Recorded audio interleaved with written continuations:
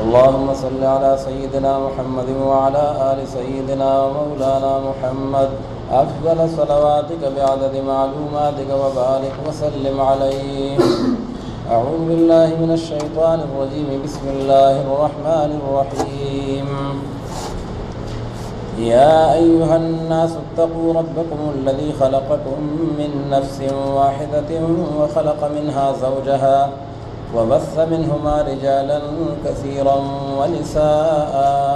वत्तक़ुल्लाहल्लज़ी तसाअलून बिही वल अर्हाम इन्नल्लाह काना अलैकुम रक़ीबा।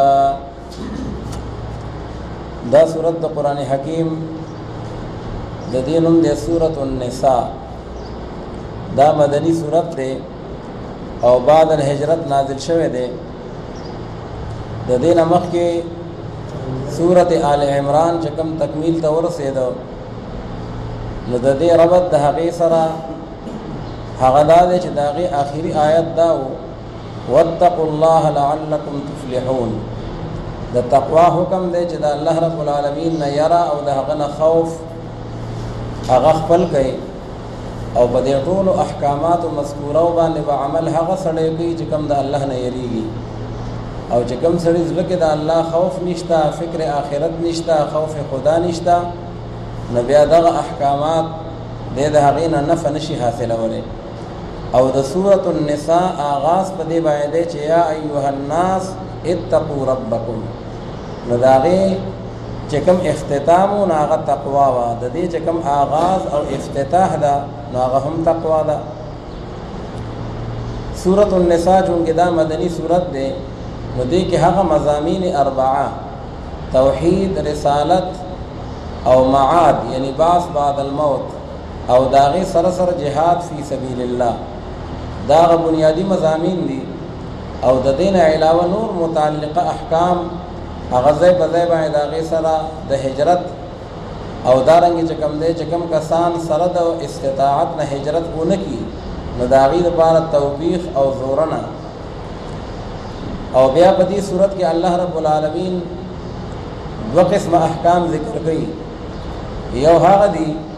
चागद तदबीरुल मंजिल सर ताल्लुक़ लरी छिपागी के कम ज़नाना खुसूसन दाग़ी महर या दाग़ी नान नफ़क़ा और या दाग़ी मीरास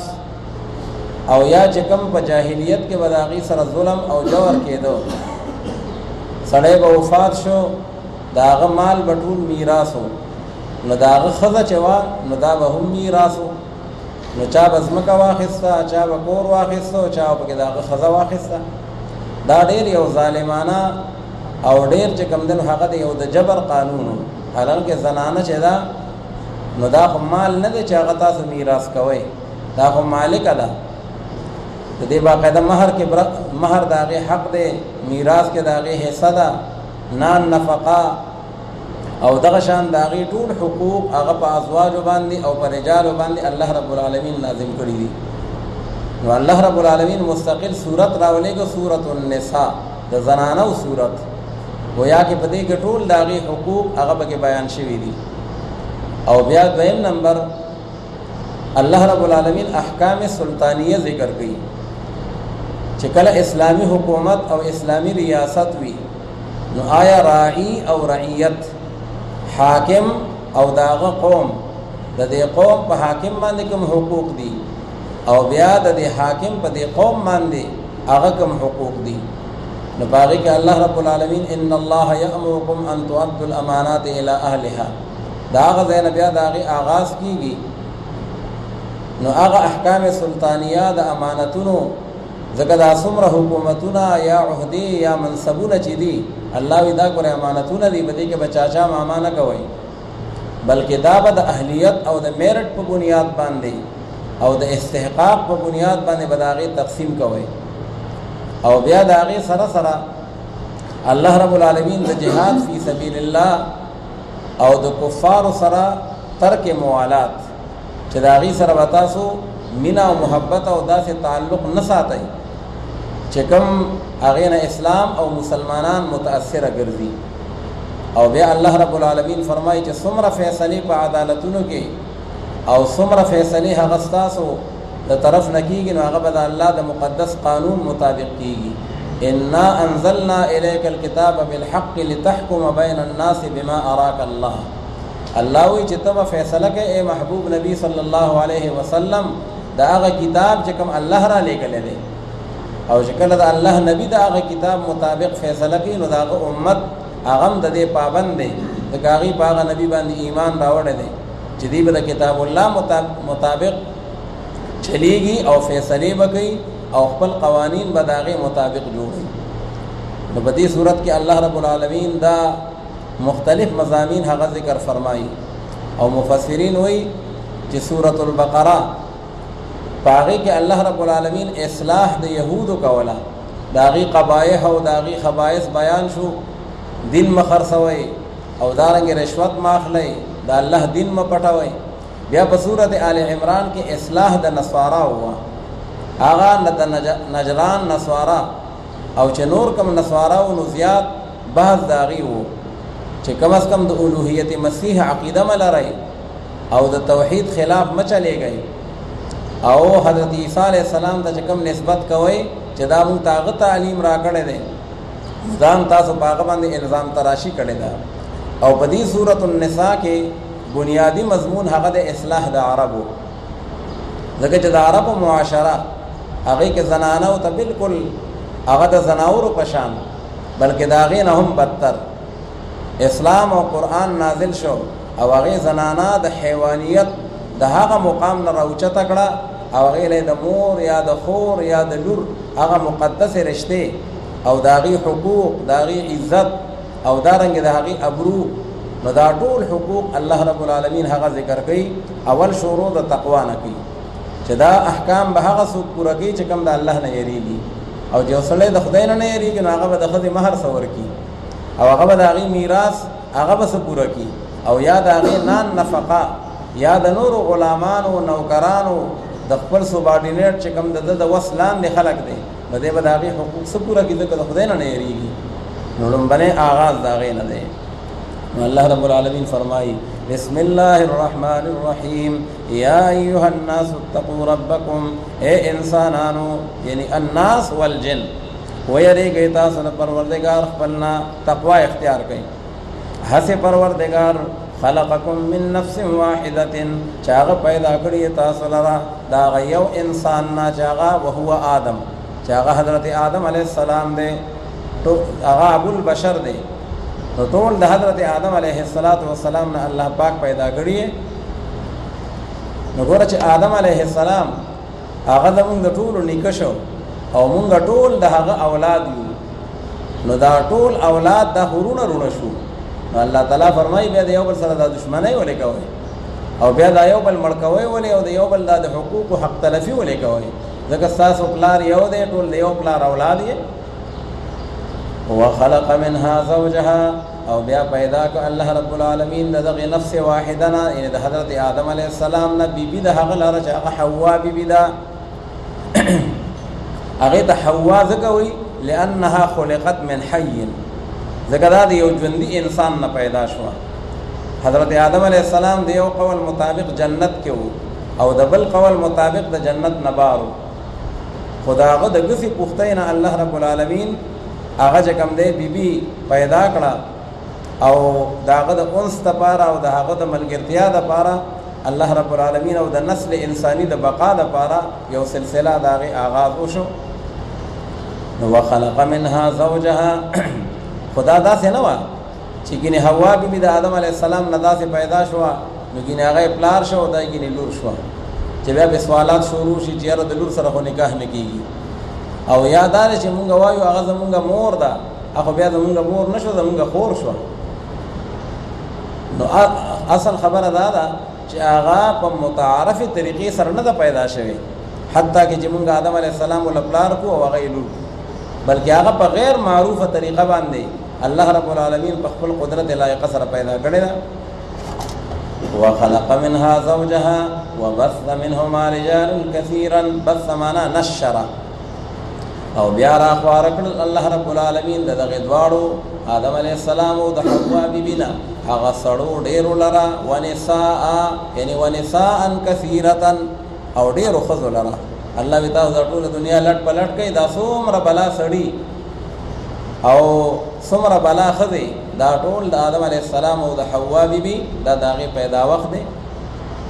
نو چې کله وقف کوو نو ونساء ډېر کسان قرآن خان هغې چې کوم دی قرآن شریف لولي او هغې وی رجالا کثیرا ونساء، نو حلال کې دا تنوین چې کله به دې باندې وقف وشي نو دا بیا په الف سره بدلیږي. ويقول الكافر يا ليتني كنت ترابا، نو ترابا خو چې کله وقف پې وکړو نو ترابا په الف سره بدلیږي، نو دا به هم نساء به ویلی کېږي. واتقوا الله الذي تسالون به، دوباره تاکید دی دې لپاره احکامات را روان دي چې لاول بځان کې د الله یره پیدا کوي. واتقوا الله الذي، او تاسو ویریږئ د الله پاک نه، هسې الله پاک تساءلون به چې تاسو د یو بل نه سوال کوئ او د یو بل نه درخواست کوئ د الله رب العالمین په نوم باندې. چې کله یو سړی یو خبر نه مني وي د خدای د خاطره که زما دا کار وکړه،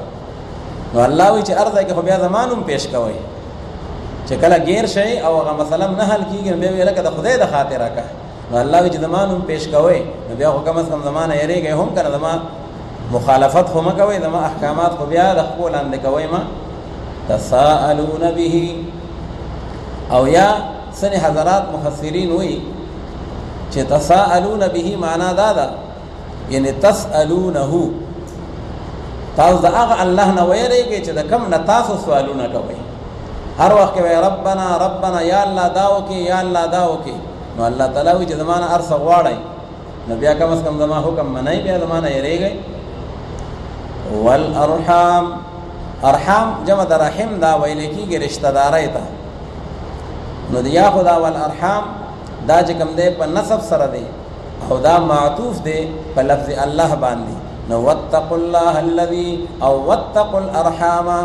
ویریږئ تاسو د رشتہ دارۍ نه، یعنی ان تقطعوها، رشتہ چاته کټ نه کوي. ګورئ ښه،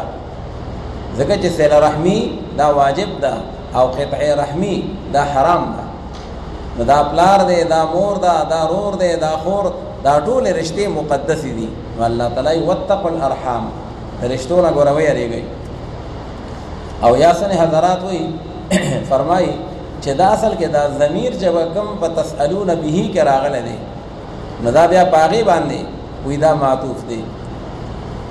نو بیا په هغې کې یعنی تساءلون به وبالارحام، چې تاسو د الله نه درخواستونه کوئ د الله په نوم باندې، او بل تاسو درخواستونه کوئ په رشتو باندې. خلق یو بل ته ویې لکه د دې رشتې خیال وساته، کم از کم د دې پلاروالی خیال وساته، او داسې ظلم مه کوه، داسې زیاتې مه کوه. نو الله تعالی وایي چې دا رشتې یو بل ته واسطه کوئ، نو بیا پکار دی چې کم از کم هغه شلوئ نه او هغه کټ کوئ نه.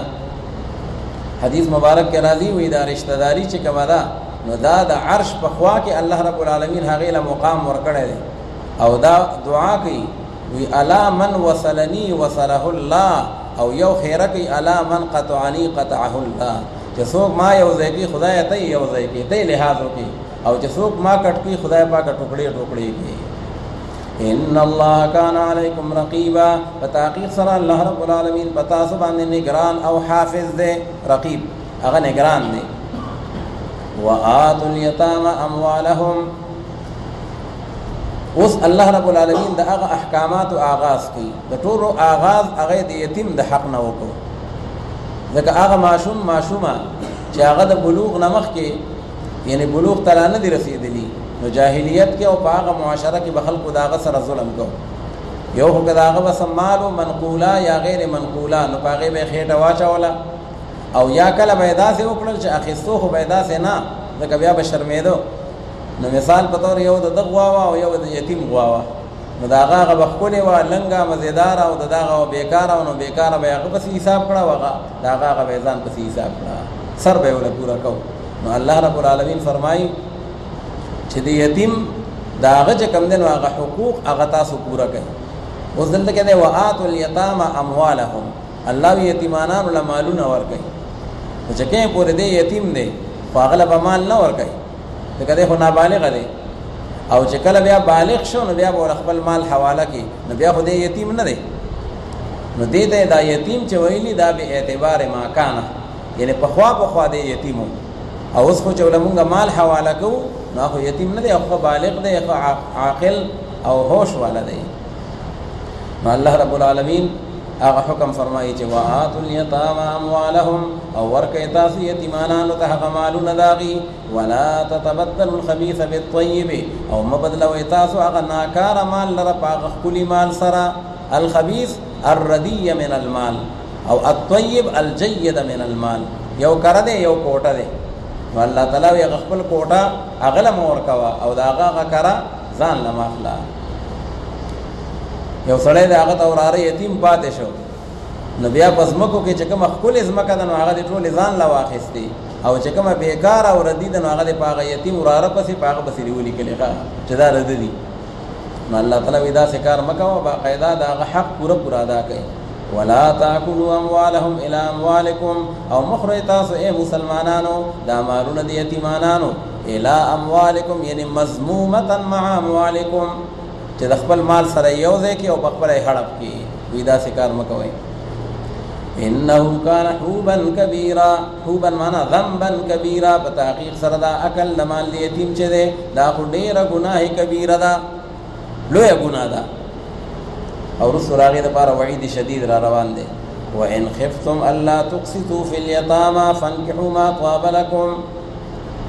اوس کله به داسې وشو په جاهلیت کې یو سړي ته یتیم پاتې شو، مثال په طور یتیمه معشومه به د په نګرانۍ کې پاتې شوه، نو که کله به داسې وه چې د هغې سره به مال ډېر نو بیا به دې ولګېده او هغه به یې په نکاح باندې ځان له واخېسته.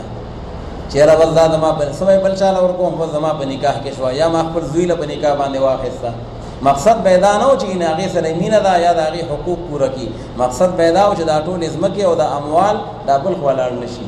دا ما ته پاتې شي. او که کله به د هغې مال نه نو بیا به یې چې کوم دی نو هغه بیا به یې د هغې په نکاح کې هغه شوق او رغبت نه کوو. او کله به داسې و چې په نکاح کې به یې هم نه اخېسته، خو بل چاله به یې هم نه ورکوله، ځکه چې هغه اموال به ټول د بل کور له لاړ شي، نو دقه شانتې به یې معلقه ساتله. نو الله رب العالمین فرمایي چې ته پوهېږې چې د یتیم سره انصاف نشم کولی، نو بیا داسې وکئ هغه یتیمه ماشومه اړو په نکاح باندې اخلی ما، هغه بل چاله په نکاح باندې ورکئ د شریعت د قانون مطابق. او نور زنانه شته حلالې او جایزې، الله وی تاسو د هغې سره نکاح وکئ، دوه دوه درې درې څلور، یو سړي له څلورو پورې مسلمان دپاره نکاحونه د هغې اجازت شته. نو اگر چې بل آیت کوم راغلی دی واحل لکم ما وراء ذلکم، الله وی دا محرمات دي او د دې نه علاوه ټولې حلالې دي. د هغې نه بظاهر اطلاق معلومیږي، خو دا آیت د هغې دپاره یعنی چې کوم دی نو هغه حدبندي کړې ده. او پیغمبر علیه السلام چې کوم صاحب به ایمان راوړو، په جاهلیت کې به د خلکو ډېرې ښځې وي، نو پیغمبر علیه السلام به ورته وي 4 ښځې په نکاح کې وساته او باقي چې کوم دی نو دا خوشې کړه، دا پرېږده. نو د 4 نه زیات هغه اجازت نشته. دغه مذهب دی د ائمه 4 او دغه مذهب دی د اهل سنت والجماعت. دا روافض او دارنګې چې کوم دی خوارج چې دواړه فرقې ګمراهې دي، نو هغې څوک وی مثنا و ثلاث و رباع په دې کې واو راغلی دی، نو 2 او 3 او 4 نو دا ټول 9 شوي، نو هغې د 9 ښځو قایله دي. او څوک وي مثنا وی دا خو چونکې عدل دی په دې کې، نو مثنا 2 نو 4 شوي، او ثلاثه 3 نو دا 6 شوي، نو 4 او 6 لس، و رباع 4 نو دا 8 شوي، نو هغې وي 18 ښځو سره نکاح جایز ده. لیکن دا تحریف فی القرآن دی، ځکه نبی کریم صلی الله علیه وسلم چې هغه ړومبنی مفسر قرآن دی. وانزلنا الیک الذکر لتبین للناس ما نزل الیهم، الله وی دا ما نزل د دې تبیین او د دې تفسیر به ته کوي. نو پیغمبر علیه السلام احادیث مبارکو کې دغه تفسیر کړی دی چې 4 ښځو پورې اجازت شته، 4 ښځې یا 2 یا 3 تعدد د ازواجو اجازت شته، خو په دې شرط باندې چې دی د هغې حقوق پوره کوی شي او ظلم نه کوي. او کنه پوهېږي چې بیا په هغې کې عدل نشم کولی، نو رسو را روان دي فواحدتن، یعنی فنکحوا واحدتن، بیا یو نکاح چې کوم دی نو هغه کوئ، بیا ډېر مه کوئ. خو په شریعت کې تعدد د ازواجو د هغې اجازت شته. بعضې خلق هغه چې کوم دنو د قران پاک د خپل رائے مطابق د تفسیر کوي چې کوم باندې وعید شدید راغله او پیغمبر علی السلام هغه گمراهی خودلې ده نو د مغرب د خوشالولو د پاره او د کافرانو د خوشالولو د پاره داسې تشریحات وکړي. نو د اسلام عقیده خدا ده چې تعدد د ازواج جایز دي، البته که څوک حقوق نشي پورا کولای نو بیا یو خزه بیا یو واده خدای خو اجازت شته. نو څنګه خلق وایي عقیده تفسیر کړی چې نه صرف یو خزه وکي او زیاته بنه کوي او بیا د قران پاک نه نعوذ بالله دا غي استدلال کوي. وی ځکه الله تعالی فرمایي چې فإن خفتم الله تعدلوا فواحده، که تاسو یریږئ چې موږ انصاف نشو کولای د غنو خزو ترمنځ نو بیا یو خزه په نکاح باندې وکړي. او په دې قران شریف کې دا راغلي دي چې انصاف خاصم سره نشي کولای. ولن تستطيعوا ان تعدلوا بين النساء ولو حرصتم، الله وی هرګز تاسو طاقت نه لرئ چې تاسو د خزو په منځ کې انصاف وکړئ. انصاف خو کوي نشي نو مطلب دا چې بس یو خزه کوخه. نو د قران مجید ته نسبت کی چې په قران پاک کې دا راغلي چې یو خزه وکړي او باقی دوا درې څلور کو سوکین وې دا ناجایز دي. نعوذ بالله دا تحریف فی القران دی. لکه دې کې چې کوم راغله ده فإن خفتم الله تعدلوا، نو د دې عدل نه مراد داغي په حقوقو کې مہر دے نان نفقه دا جامه پیزار دی نو بدی کې تنا عدل مراد دی. او په خاون باندې چې کوم عدل لازم دی نو هغه دق عدل دی. او یو عدل دی فی المحبت، په مینا محبت کې داغي سره انصاف کول چې ګنه د دواړو خود سره یو شان مینا وساتي نو دا د انسان د بس خبره نه ده. ځکه چې زړه د انسان په اختیار کې نه دی، دا غیر اختیاري امور دي. نو الله تعالی چې ولن تستطيعوا ان تعدلوا دا غیر هغه عدل مراد دی. دیو جن نبی کریم صلی الله علیه وسلم دعا کولا بی اللهم هذا قسمی فيما املك فلا تلمني فيما لا املك. ای خدای پاک چې د کوم شي د اختیارمند ما او زما وس دې نو باغی که خزو د زنانو مینس کې انصاف کوما خو چې کوم شي زما د وس نه بار دی خدای ما باغی باندې ملامت کوي. مطلب دا قلبی محبت او د هغه د عائشہ بی بی سره ټول نه سیوا. نو قرآن پاک د آیت مطلب هغه په دې ترتیب باندې دی. نو الله تعالی فرمایي وان خفتم الا تقسطوا في اليتامى، او کجره تاسو یریږئ مسلمانانو چې تاسو به انصاف نه کوي. الله تقسطوا معنا الله تعدلوا، قسط ویل کېږي انصاف ته چې تاسو به انصاف نه کوي په یتیمانانو ماشومانو کې. یتاما هغه یتیمانان جنکې ته مراد دي چې بنکاح باندې به واخلي بیا به داغي حقوق نه ورکړي وایسم د کور معاملې ده. نو فنکحوا ما طاب لكم، نو پس بنکاح باندې واخلي تاسو هغه زنانا. فنکحوا ما طاب، نو ذوی العقول د پاره من راضي او د غیر ذوی العقول د پاره ما راضي. نو دې کې خدا ذوی العقول دي زنانا خو کله کله د یو بل په ځای باندې هم استعماليږي. والسماء وما بناها، قسم دی زما په اسمان باندې وما بناها او په هغه ذات باندې چې اسمان جوړ کړی دی مراد تن الله دی. نو الله پاک خو ټیک د ذی عقل اطلاق خو نه کیږي، دا الله خو عقل نه منزه مبرر دی، خو الله خو ذی علم دی کنه. نو بکار مانو بکار بیا منو. خو قرآن حکیم مونږ ته تعلیم راکړي چې دیو بل په ځای باندې استعماليږي. او فمنهم من يمشي على بطنه ومنهم من يمشي على اربع، نو دغه ځای کې هم من استعمال شوی دی په غیر ذوی العقول کې. نو دا دیو بل په ځای باندې استعماليږي. فانكحوا ما طاب لكم، نو طاب معنا حل، ځکه طاب یتیب خپل معنا خوخول دي. نو په نکاح باندې واخلي هغه خزه چې کوم ساسو خوخي نو بعد وخت خو بخوخي خو هغه به حلال نه، اوس محرمات را روان دي. دیو سړی ترور دا، دیو سړی خورزه دا ورېړې دا، نو نعوذ بالله کې دی زما دا خوخه دا خو نه د نکاح نشي کولای. نو طاب معنا چې شرعا هغه خوخي معنا حل. ما طاب لكم من النساء، چې کوم حلال استاسو لپاره په زنانو کې دوا دوا او درې درې او سلور سلور تعدد د ازواجو داغي اجازت شته. فإن خفتم ألا تعدلوا فواحدة، نو بس کچره تاسو یریږئ د دې خبره نه چې تاسو به انصاف نه کوي په میند زنانو کې نو فواحدة یعنی فنکحوا واحدة، بیا په نکاح باندې واخلي تاسو یوې خزه لره او ما ملکت ایمانکم او یا تاسو واخلې هغه چې مالک شوي دي هغه ښی لاسونه ستاسو د هغې دپاره چې هغې ته وینځي وي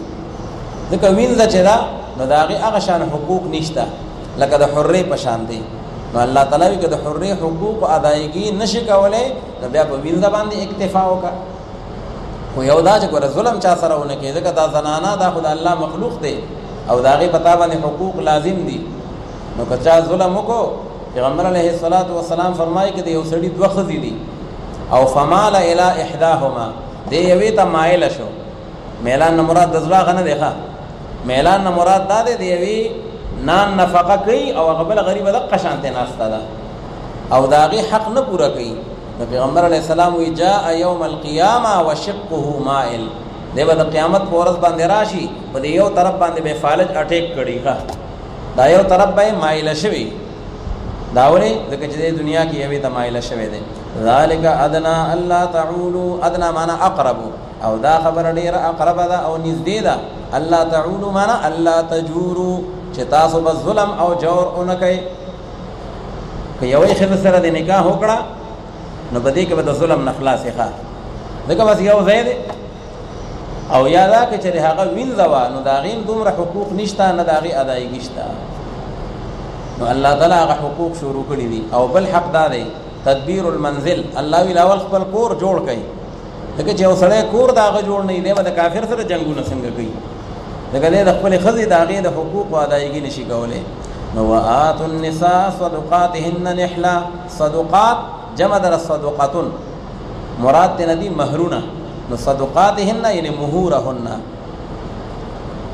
نو جاهلیت کې دا ظلم بکېدو او اوس هم ډېر کسان دا ظلم کوي واده به وکړي 10 کاله به یې تېر شي او هغه وخت کې وي دومره کالې ولیکه او دومره کالې ولیکه او څوک وي دومره ځمکه ولیکه او څوک وي دومره نقدي ولیکه او بیا 10 کاله تېر شي او دا تپوس هم نه کېږي چې یاره ما له دې ښځې مهر ورکړی دی او که نه حالانکې دا د هغې حق دی او سړي باندې د هغې ادا کول دا چې کوم دی نو هغه لازم دي البته امام ابو حنیفه رحمت الله علیه فرمایي چې اقل حصه هغه متعینه ده چې کم از کم هغه 10 شرعي دراهم وي او زیات نه زیات بیا د هغې دپاره صحت بندي نشته وآتیتم احداهن قنطوارا رسو را روان دی الله وایي که تاسو یوې ښځې له ډېر شی مال ورکړو نو هم په هغې څه پابندي نشته نو دا مهر دا د ښځې حق دی البته که یو سړي ښځې ته د مهر ادایګي وکړه او بیا په خوشحالۍ د نفس سره بغیر د جبر نه او بغیر د زور نه هغه ښځه ولګي او هغه مهر سړي ته معاف کړي یا وله واپس ورکړي یا نیم یا ټول نو هم دا اختیارمند ده ځکه دا د هغې حق دی چې هغه ورته پرېږدي نو د هغې اجازت شته نو فرمایي وآتو النساء صدقاتهن نحله او ورکئ تاسو ای مسلمانانو زنانو ته یعنې مهورهن هغه مهرونه د هغې نحلتن په خوشحالۍ د نفس سره نحلتن یعنی عطیتن دا یو ورکړه ده دا یو عطیه ده بس هغې له یې ورکړه فإن طبن لكم عن شيء منه نفسا نو پس که چېرې خوشحاله شي دغه زنانه په یو څیز د مهر باندې د زړه نه دا نفسن چې دی نو دا تمیز واقع شوی دی او قانون دا دی وي تمیز د نسبت د فعل نه فاعل ته دا فاعلی په حقیقت کې او تمیز د نسبت د فعل نه مفعول ته دا مفعولی په حقیقت کې نو دې کې دا طب نه چې کوم دغه زنانو ته ضمیر راجع شوی دی نو دا د دې نه هغه تمیز واقع شوی دی نو معنا دا ده چې که چېرې دا زنانه تاسو له په خپل خوشحالۍ د نفس سره چې کوم دی نو یو شی درکوي یعنې فإن طابت انفسهن زړونه یې په دې باندې خوشحاله دي چې یاره مونږ دا مهر دی خاوند ورکوو ځکه دا غریب سړی دی او دا دونه مهر دا چې کوم دی نو دا په دې باندې د کور څه ضرورتونه پوره کړي که نه نو خیر دی فکلوه هنیئا مریئا نو پس خورئ تاسو ای مسلمانانو دغې مهر لره مزیدار او خوشګوار هنیئا مریئا مطلب دا چې په تاسو باندې په هغې کې څه ګناه نشته او نه په هغې کې په تاسو باندې څه الزام شته خورئ مریئا معنا عربي کې محمود العاقبت د دې انجام ښه دی په تاسو باندې په آخرت کې د دې څه وبال نشته ولا تؤتوا السفهاء اموالکم الذي جعل الله لكم قیاما اوس الله رب العالمین فرمایي چې کوم یتیم چاته په نگرانۍ کې پاتې شو نو یو حکم خدا و چې د یتیم مال هغه به خورې نه بلکې د یتیم د مال د هغې نگراني او حفاظت به کوي او هغه عمده مال په پردي باندې بدله هم نه. اوس الله رب العالمین فرمایي چې دا کم کاغه یتیمانان دي او کاغه نور بولگان کسان دي ستاسو خاندان کې چې ستاسو په تربیت کې دی داسې معشوم دی یا معشومه ده چې داغي پورا یعنی هغه عقل مندي او هوشمندي نشته، نو هغه له هم مال نه حواله کوي. داغي غمال دا بچ کم دینو د ولی او د وکیل داغه په نگرانی کې وي، د وارث په نگرانی کې وي. البته امام ابو حنیفه رحمت الله علیه فرمایي چې یو خو مجنون دی نو مجنون ته خو مال نه حواله کوي، او یو داسې دی چې اصل لک دماغي تور باندې لک کمزور دی نو هغه باندې به تجربه کوي، وخت په وخت باندې والدا پیسې ورشه بازار نه سامان راوړه او والدا پیسې نو چې کله پوه شي چې راو د هوش او عقل په ځای دی نو بیا هغه ته مال حواله کوي. او کله بلوغ ته ورسید او بیا وته پورا هوش نه دی راغلی نو بیا ته مزید انتظار وکي، او تر دې چې د 25 سال عمر ته ورسید چې باغی کې د انسان نه نیکه جوړې دی شي شرعاً نو بس بیا دې وته خپل مال دا دې وته حواله کی. خودم رضا الله تعالی وی گواهان پاغي باندې مقرر دي. دا یتیم بالغ شو او کله ور خپل مال حواله کړي نو دو کسان پاغي کې گواهان کا دې سوال غوېم نه یا دغه باطریا انسان چې دغه خپل مال حواله کوي نو هم بیا دغه غواړي بار بار جګړه کوي در سره نو بیا دو کسان پاغي کې گواهان کا چې وای تاسو په مخ کې ما خپل مال چې کم د رسیدو هغه میټول دل ور کړی دی. نو الله رب العالمین نگرانان ہوتا اولیاء ہوتا چې دینه د معاشره صالح افراد جوړ شي، په معاشره باندې بوج جوړ نشي دغه یتیمانان او دغه چې کوم نه ناپوهه کسان، نو الله وی داغي نگرانی کوي. ولا تؤتوا السفهاء اموالکم او مور کوي تاسو هغه بی وقوفان ہوتا. سفهاء جمع د سفیه ده، پورا عقل پزای نه دی او ډیر پوهه نه دی بولغونته دی، نو مور کوي تاسو دغه بولګانو ته هغه مالونه تاسو حسمالون جعل الله لكم قياما چې ګرځول دي الله رب العالمین تاسو لپاره ذریعہ معاش. قیام ذریعہ معاش دغه چې دا څومره نظام روان دی نو دا ټول په دغه اموالو باندې روان دی، په دغه سمن باندې دا نظام د کائنات الله رب العالمین روان کړی دی. ورزقوهم فيها او تاسو روزي ورکوي او خرچه ورکوي تاسو هغه ته باغی کې یعنی بقدر الحاجت. فلحال خطول مالو ته مهواله کا وځکه دی بوله دی خودم رضا چې دا غس ضرورت دي ولدا د موبایل چې کم دنو کارت پکې واچي او والا چې کم نه پدی بدن لا چې کم دنو هغه فلان کې شی واخلي لګ لګ خرچه ولا ورکوي د ضرورت مطابق او کټول دی ورکړي نو چې ما خام کیږي نو بس چې کم دنو هغه لوزولي. وکسوهم او تاسو اغسل کوي دوی ته پاغي چې کوم نه پیسو کې وکسوهم اغیله د یعنی جامع او د پیزار داغه بندوبست ورلکوي.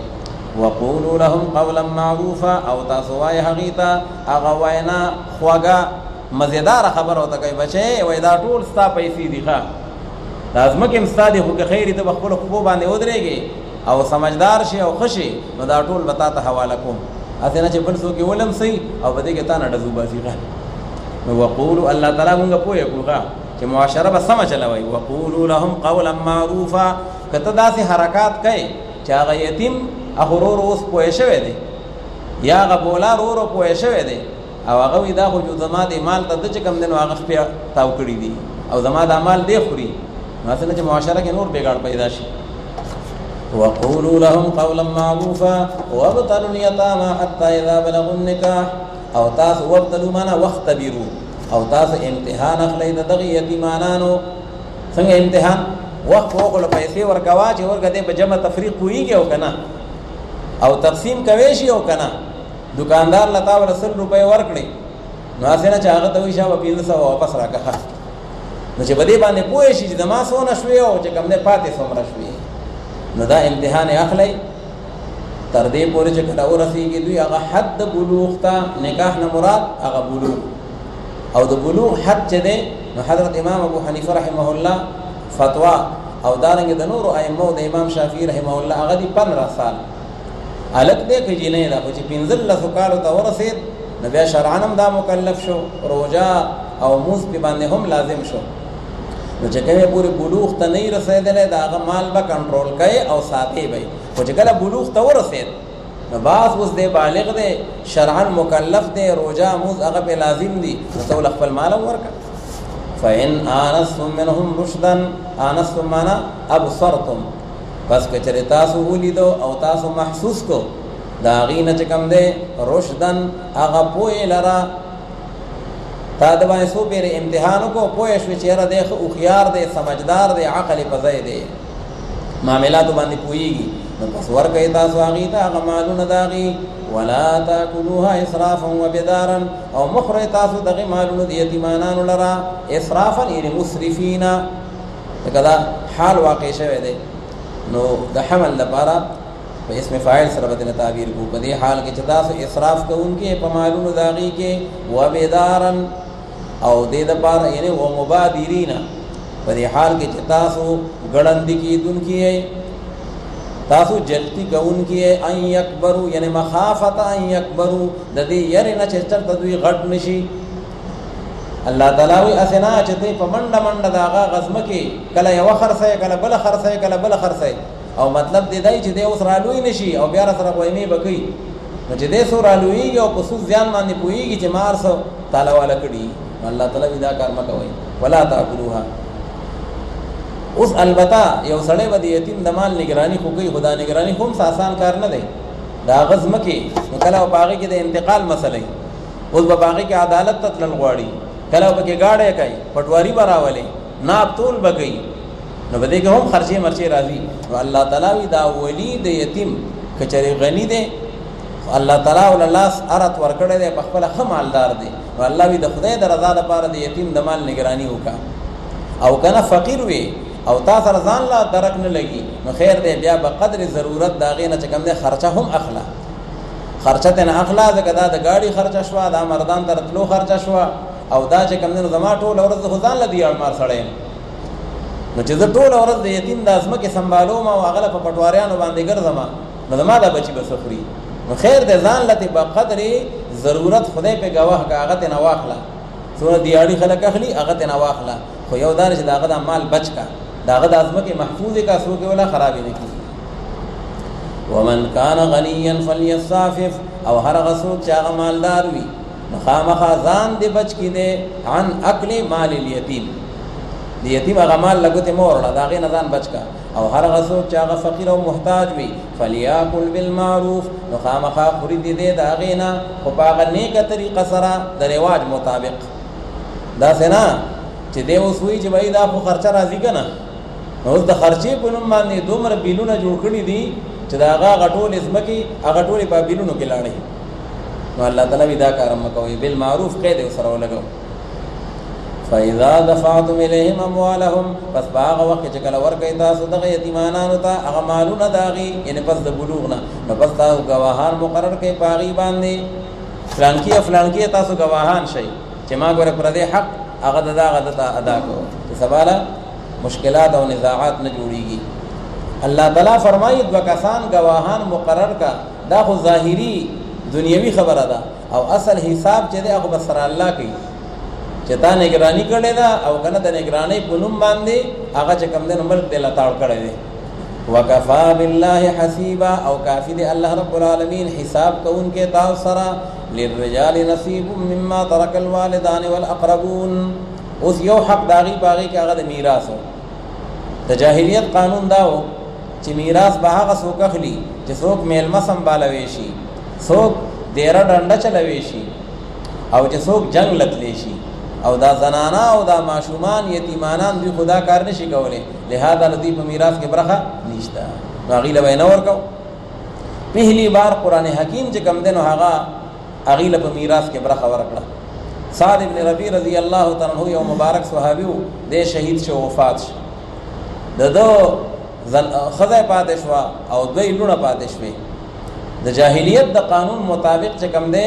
هغه ترې ولګي د معشومان او غترو ان د دې لیور او هغه ټول مال باندې قبضه واچوله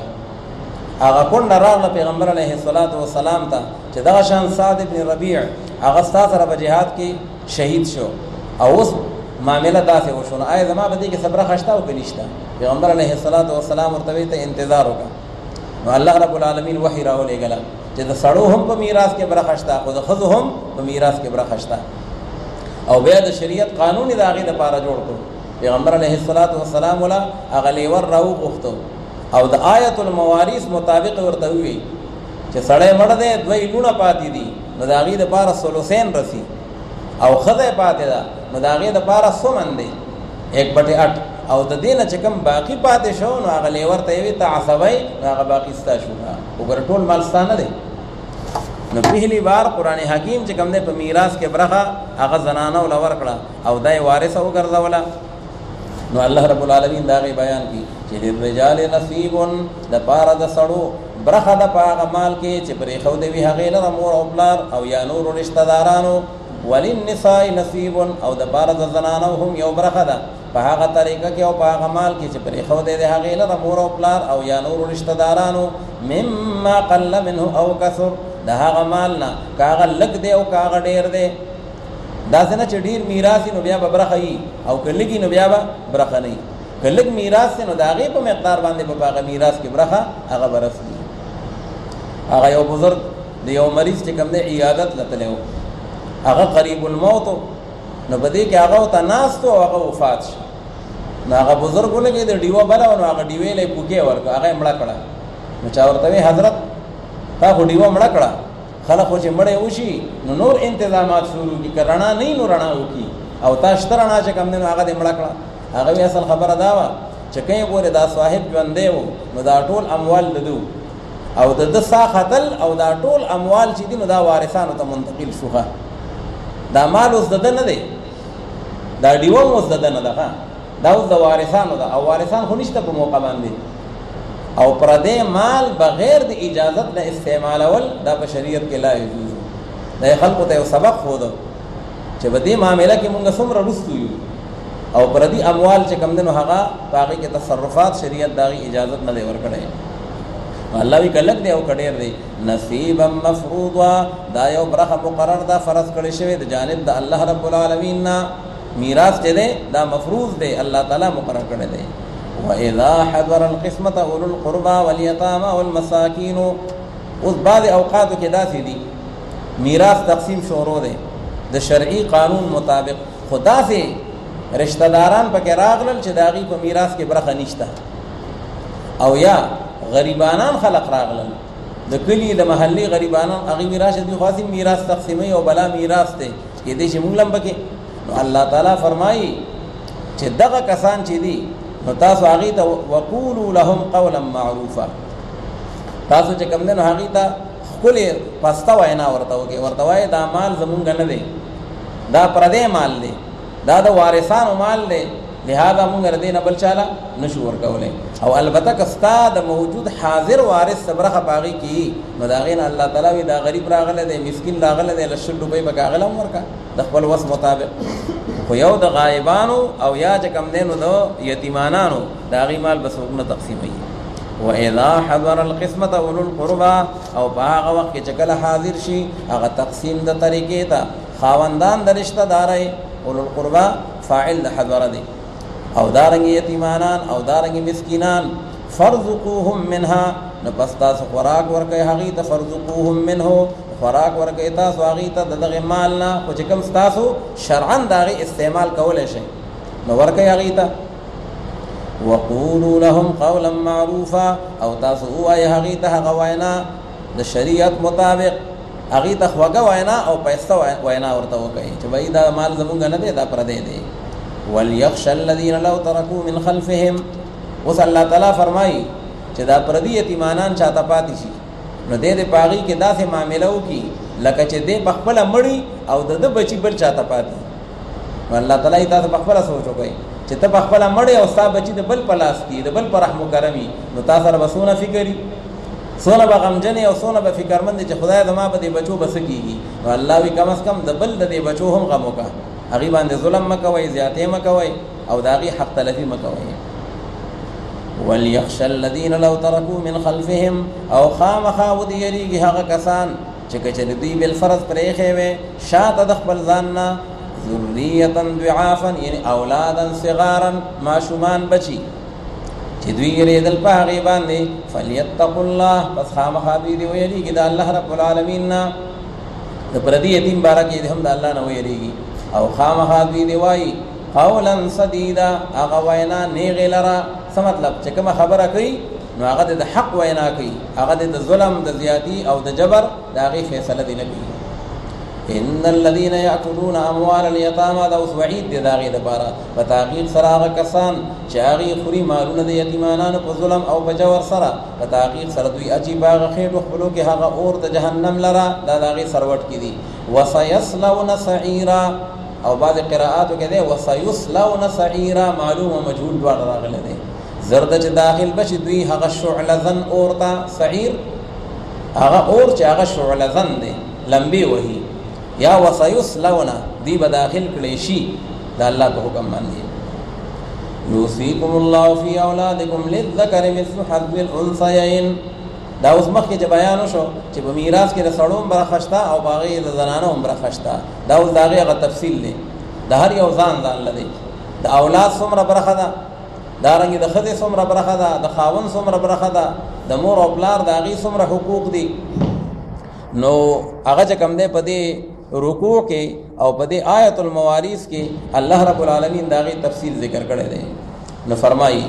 اول الله تعالی میراث بالنسب ذکر کوي میراث بالنسب ځکه پلار او زوی یې د هغې یو بل سره د نسب رشته ده بیا وروسته را روان دی میراث بالسبب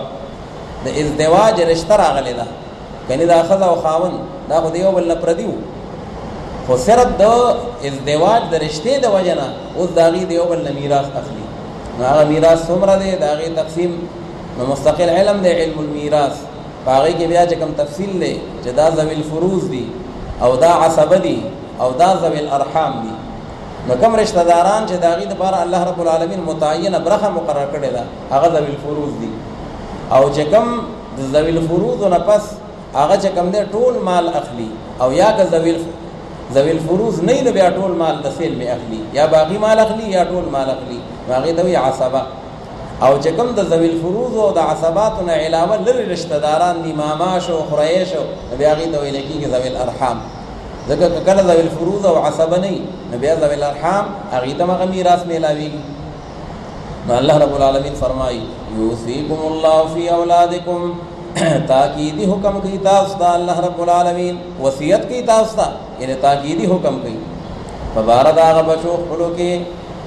چې د هغې میراث به داسې د پاره د نارینه او د پاره د هلکو مثل حظ الانثیین په مثل د هغه برخې د دوو جینکو دی هلک ته دوه برخې او جینۍ ته یو برخه په دې باندې الله رب العالمین حکیم دی د مسلمان دپاره د الله رب العالمین په احکاماتو باندې اعتماد او یقین پکار دی لیکن د الله تعالی د طرف نه چې دا حکم راغلی دی د هغې وجه ده زنانه چې دي نو د هغې خپله نان نفقه هم اکثر په بلي که د پلار په کور ده نو بیا پلار یا د هغې شرعي وارث هغه یې ذمهوار دی او که واده شوه نو بیا خاوند باندې ټول ذمهدارۍ په هغه باندې عاید شو او سړي چې دي نو هغې خپله نان نفقه او خرچه خوراکم پوره کوي او بیا د زنانو نان نفقه هغه بوج هم په دوی باندې دی دې وجه نه الله تعالی په میراث کې چې کوم دی زنانو له برخه ورکړې ده خو هغه یې لږه ورکړې ده او سړو له چې کوم دی نو هغه د هغې نه زیاته ورکړې ده نو للذکر مثل حظ الانثیین نو که سړی مړ شو او د هغه یو زوی پاتې شو او دوه یې لوڼه پاتې شوې نو ټول مال دا به چې کوم دی دوه حصې شي نو دا نیمه د الګ شوه او دا نیمه دا په هغه دواړو جینکو باندې تقسیم کړي نو هغې ته به نیمه نیمه د هغې ورسي فإن كن نساء فوق اثنتين فلهن ثلثا ما ترك نو پس که چرې وي دغه وارثان صرف زنانه نساء یعنې نساء محضة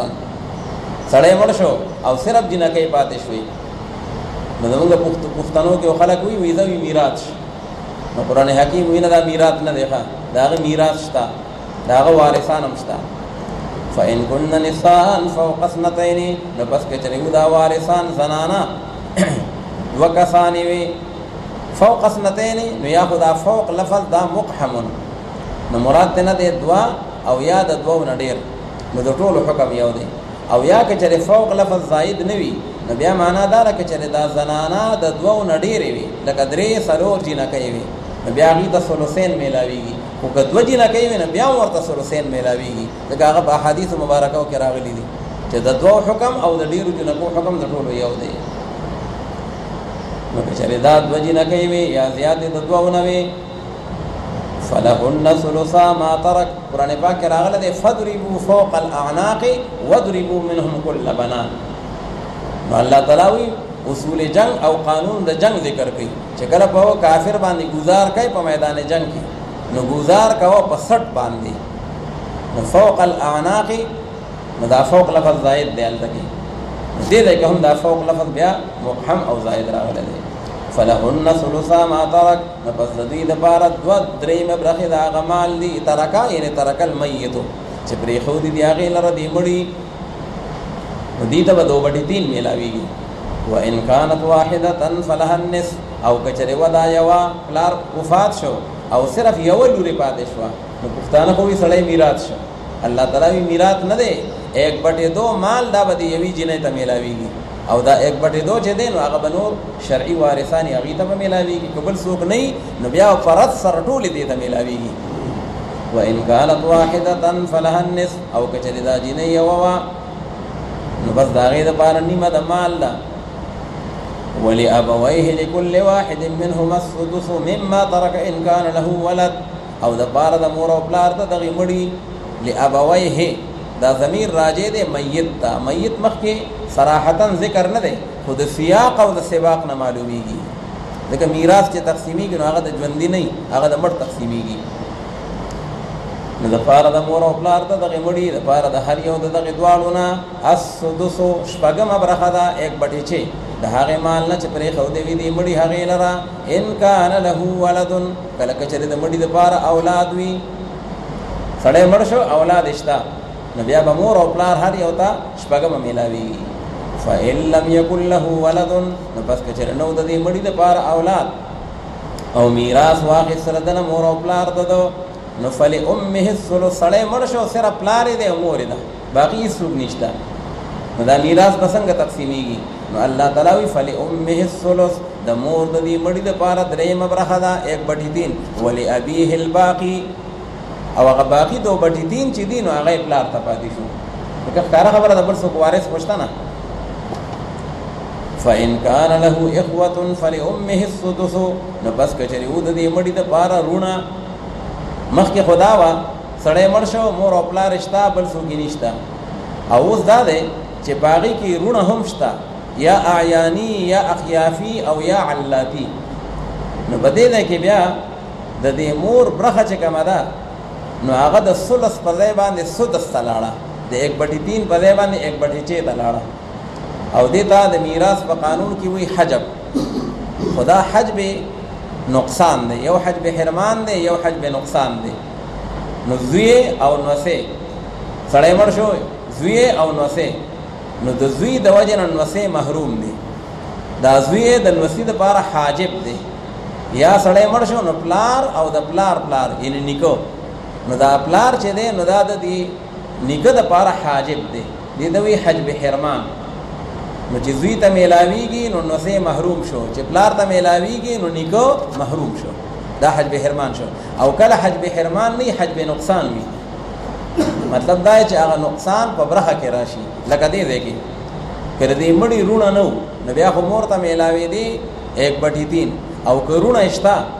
نو اوس به دې مور ته میلاویږي سدس.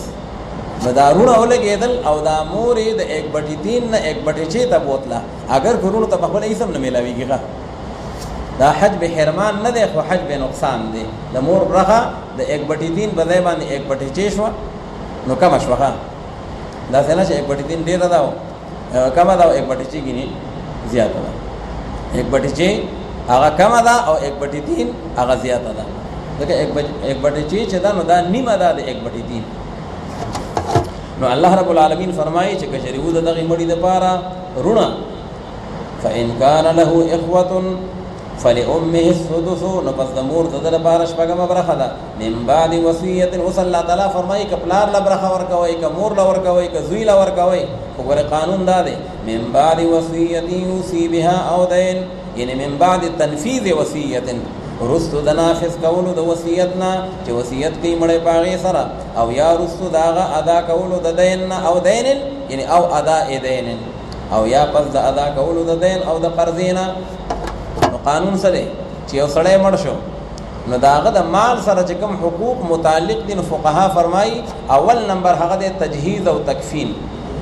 ضروری تجهیز او تکفین. خیراتونه نه ګورئ ښه، هسې نه چې په 1 लाख روپۍ بس خیرات وکړو او بیا په وارثانو پسې حسابوي. که یو سړی خپلې پیسې لګوي ا دې ولګي، ځوانان منې نه دي، خو که یتیمانان پکې دي یا غایبین پکې دي او د هغې هغه مالونه دی په خیراتونو باندې تقسیموي، نو لا یجوز. تجهیز تکفین معنا ده که کوم ځای کې قبر زمونږ په علاقو کې خلک دغه شان کړي، خو که خاریه وه او بغیر د پیسو نه د کورکنانو نه چې کوم دی نو هغه قبر چا نه کنو، نو خیر دی پیسې دې ولګوي، د مړي پیسې دې په دې باندې ولګوي ښه د میراث. دا ولې وایي ځکه دا د هغه بنیادي ضرورت دی چې کله سړی ژوندی نو کور ته محتاج دی، کمره وله پکار ده، نو چې مړ دی نو هم کمره وله پکار ده که نه. او کفن ځکه چې ژوندی دی نو جوړې ته ضرورت شته، نو چې مړ دی نو نعوذ بالله بربند خو به نه دغه شان دی، اوس هم د هغه ستر د عورت پکار دی. نو تجهیز او تکفین دقه دی. اول نمبر دا حق شو. که چېرې تجهیز او تکفین کمال نه و او دا تجهیز او تکفین ولا بل چا وکړو یا ولا بیت المال وکړو یا ولا چنده وشوه، نو بیا خبره ختم ده. خو کمال و نو اول نمبر تجهیز او تکفین دی. دویم نمبر هغه بیا دي دیون، قرضجات به وکتلی شي. که وارثان وي مونږ له برخه او دې خوا قرضدار ناست دي، نو د وارث برخه نه رسي، لاول به قرضدار له ورکوي، او قرض به جاري کېږي د کل مال نه، 1/3 نه، د کل مال نه به قرضې. که قرضې ټولې ورکړې او د هغې نه پسې مال باقي پاتې شو، که مال ختم شو خبر هم ختمه شوه، او که مال باقي پاتې شو نو بیا به جاري کوي وصیتونه، جومات له ورکوي، په لار کې ولګوئ، فقیرانو له ورکوي، نو دا به جاري کېږي د 1/3 نه. درېیمه حصه، که د درېیمې حصې نه سیوا وصیتونه یې کړي وو، لکه 1/2 وصیت یې کړی وو یا 2/3 وصیت یې کړی وو، نو بیا به اجازې د وارثانو ته ګورو. که هغې اجازه ورکړه خو فبها و نعمت، او که هغې اجازه نه ورکوي نو د 1/3 نه سیوا به نه ځو. چې کله وصیت هم جاري شو نو د هغې نه پس مال پاتې شو، نو بیا به دا په وارثانو باندې تقسیم شي د آیت الموارث مطابق.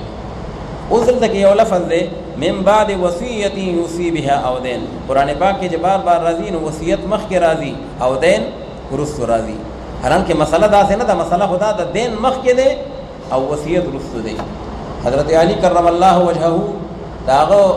روایت دی، وایي تاسو خلق دا آیت لولئ او په دې کې وصیت مخکې راغلی دی او دین وروستو راغلی دی، لیکن ما د رسول الله صلی الله علیه وسلم نه اوریدي دي چې دین مقدم دی په وصیت باندې. ښه نو بهرحال دا د هغې دپاره خدا مخکې کړی وصیت ولې دی؟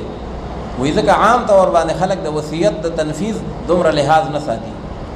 د دین خو لحاظ ځکه ساتي چې هلته سړی ورته په سر ولاړ دی، هلکه وایي زما قرضې راکوئ که نه، او وصیت چې چا لپاره شوی دی نو